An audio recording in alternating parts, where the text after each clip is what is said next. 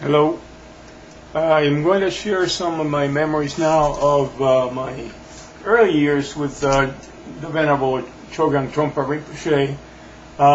There's so much stuff I could talk about, so I'm going to divide it into the early period, 1973 to 1976 or so, and then 1977 when I moved to Boulder. I lived in Washington, D.C. when I got started and moved to Boulder to be with the organization, the Dharmadatu, or Vajradatu, I guess, in 77. Anyhow, in late 72, early 73, I was still studying with the Rochester Zen Center.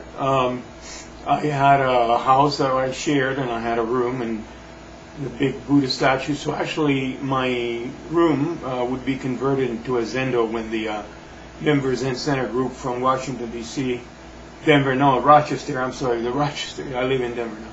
The Rochester Zen Center group, the branch in Washington, D.C. would come and do meditation. And the strictness of the practice just kept feeling more and more oppressive to me. I remember one time one of the senior students had moved to D.C. and she was timing, she was kind of a quasi-leader of the group, and geez, I moved just a little bit, comes the meditation timer response. So it was kind of I guess it's Zen, it's Japanese, but it was rude in my mind. In any case, that kind of oppressiveness, or felt oppressive to me, that kind of rigidity perhaps, but again, it's my judgment, began to bug me. Also the Japanese form, I love the Japanese and love Japanese art and Japanese, design and all that, but to live that became a little bit much. And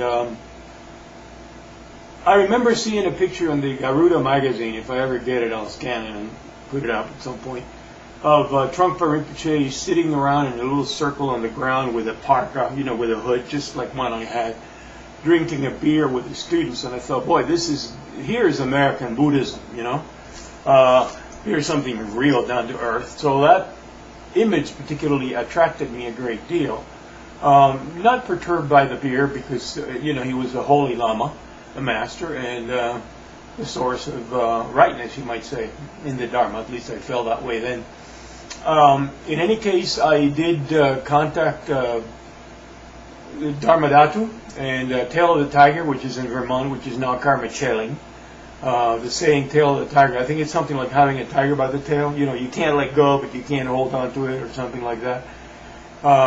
So in any case, I wrote a lot of exciting things were happening at that time. There was a development called space therapy that Rinpoche was developing that was thought to have promise to treat schizophrenia. So of course, that was a very naive thought, because I think we all agree now that schizophrenia has a strong genetic component. So what are we doing in a spiritual discipline talking about genetic components? Well, my point is that our genetic inheritance is part of our throwing karma. It's part of the karma that we bring to this life, and it's basically hard to change. So psychological means alone will not impact schizophrenia, and biological means, such as some of our medications now, are very effective, and then psychotherapy can take place. Therapy, supportive therapy, training, it's a whole different world from 30 years ago when I was starting. In any case, I remember talking to a lady named Choling, sending some money for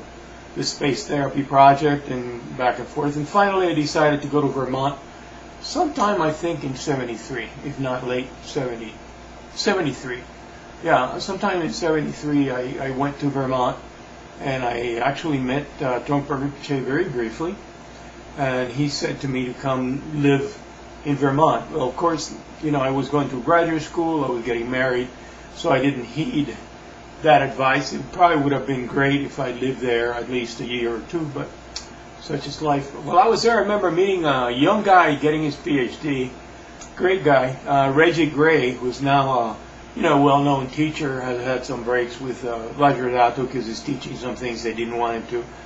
But in any case, I recently tried to get in touch with him, and actually I guess he was too busy. I talked to one of his secretaries, I passed on the message. He never got back with me, and I never got back with him. I was looking to donate some time to support his work, but hey, That's good. He was a great guy. I remember him. I looked for him when I got to Boulder in '76, but didn't. That was November '76. Didn't find him, or didn't pursue it. In any case, the Tail of the Tiger was a very down-to-earth farm. It's everything that appealed to me. Vajradhara later has come with this model of the court, the Kalapa, I think, court, and the Shambhala teachings, and it's all very too aristocratic for me. It's too rich for my blood, and I truly don't understand how people can get into that scene, but they do. And now with the Sakyong, authentic teachings seem to be preeminent, so it may be okay, but it's just not for me.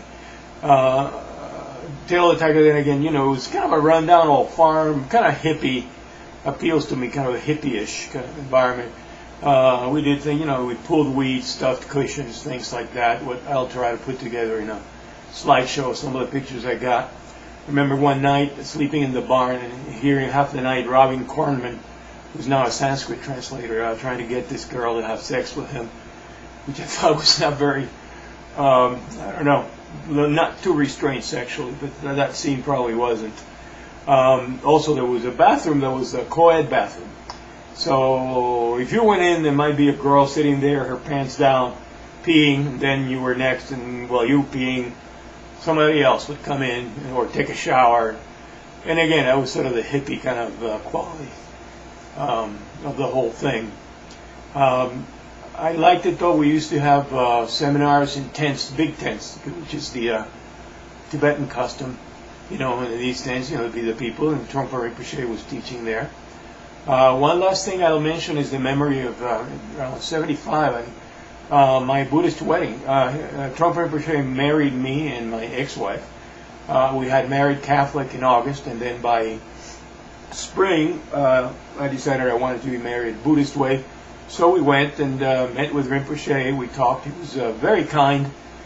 She's Catholic, and he talked about how, he'd go to Catholic churches and find, there was an atmosphere of holiness there.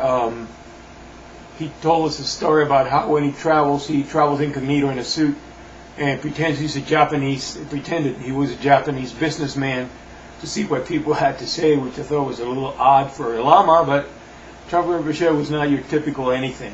He was his own man.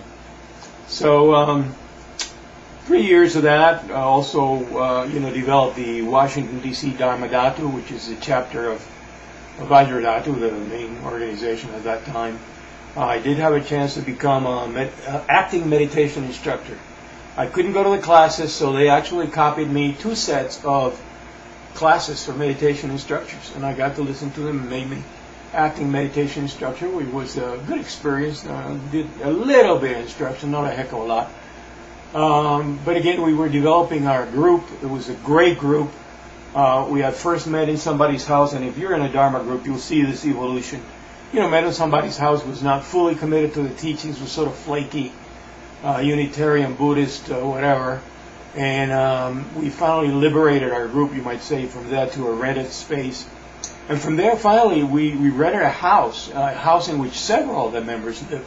And that's great. That's the way it ought to be, I think, always. And then there was a big room for meditation there, and a tanka that I had bought, brought in by one of the refugees from Tibet in '70. I bought it for $65. It was the tanka was the altarpiece. And, we had Wednesday discussion. It was tremendous discussion. We'd hear a lecture and then discuss. And it was a nice little group. It developed quite well. And, we worked on a lot of things together. And I have great memories. I learned a lot from that group. Then again, Karmapa came in '76 and went to New York, received Karma Pasha. And at that time, I told Rinpoche I was going to move to Boulder. And I expected him to say, great, he kind of looked through me, looked past me. It's one of the things he does. Something was happening over there, and I felt completely deflated. And I decided, well, I'm nothing special. But in any case, I'm moving to Boulder to be closer to the Buddhist scene and closer to Rinpoche. So that was the end of the year, and pretty soon we're going to hear a gong here which is my timer, telling us our time is up. Okay, well, listen, Tashida Lek, and we'll catch you in the next section.